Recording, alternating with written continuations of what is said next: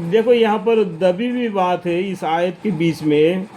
हज़रत उमर रज़ियल्लाहु अन्हु ने अपने बहन के घर गए थे, उनकी बहन और बहनाई दोनों ने कुरान पढ़ रहे थे, तो उन्होंने दरवाज़ा तोड़ के अंदर गया तो बहनों ही ने क्या किया, छुप गए। तो उमर रज़ियल्लाहु अन्हु ने क्या किया, गुस्से से अपने बहन के मुंह पर तमाचा मार दिया जिससे खून भी आया। तो उन्होंने बोल दिया कि हमने मुसलमान हो गए, तेरे को क्या करना है कर ले। क्या कर सकता है, जान से मार सकता है, इतना ही ना। तो उमर रज़ियल्लाहु अन्हु ने क्या बोला कि आप जो किताब पढ़ रहे हैं ना वो मेरे को भी दिखाओ क्या है, कैसा है।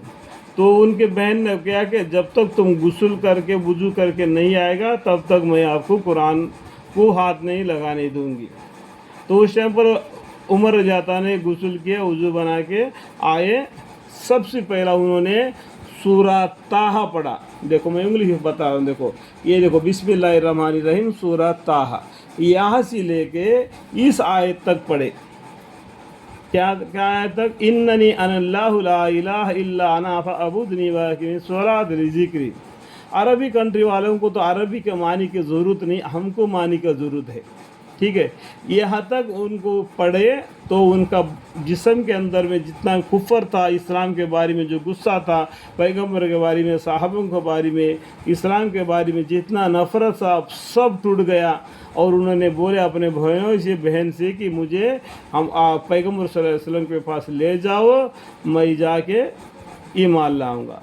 ये आयत तक उन्होंने सिर्फ पढ़ा और ईमान लाए और इस्लाम को भोल भाला हुआ और दीन इस्लाम का दूसरे खलीफा बने।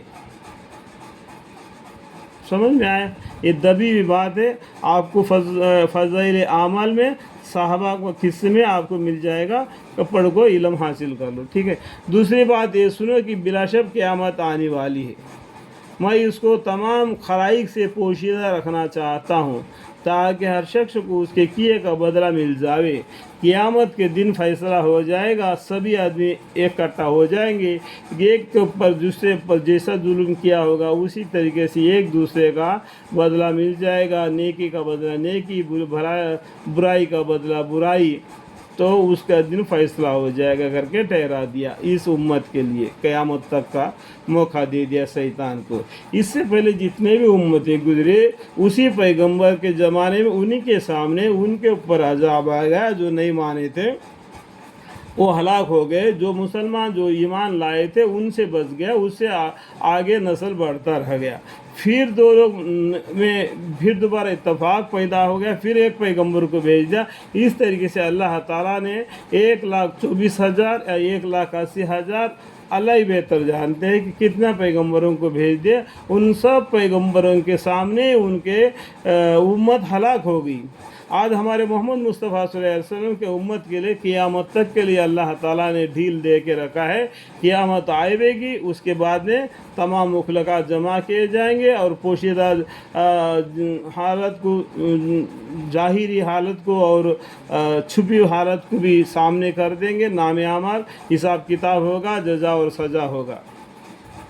ये हमारी उम्मत के लिए क़यामत तक के लिए अल्लाह ताला ने एक ढील दे के रखा है और तौबा का दरवाज़ा, ईमान का दरवाज़ा खुला रखा है। या अय्युहल्लज़ीना आमनू तूबू इलल्लाहि तौबतन नसूहा। ये दरवाज़ा बंद होने से पहले पहले तौबा कर लो और ये दरवाज़ा बंद होने से पहले पहले ईमान लाओ। उसके बाद में ये दरवाज़ा बंद हो जाएगा, उसके बाद में कोई तौबा कबूल नहीं होगा, कोई ईमान कबूल नहीं होगा। इसी तरीके से 80 साल का ज़माना गुजर जाएगा, तब दफ़तन क़यामत आ पड़ेगी, पूरा तोड़ फोड़ हो जाएगा। अल्लाहुम्मा ग़फ़िर ली।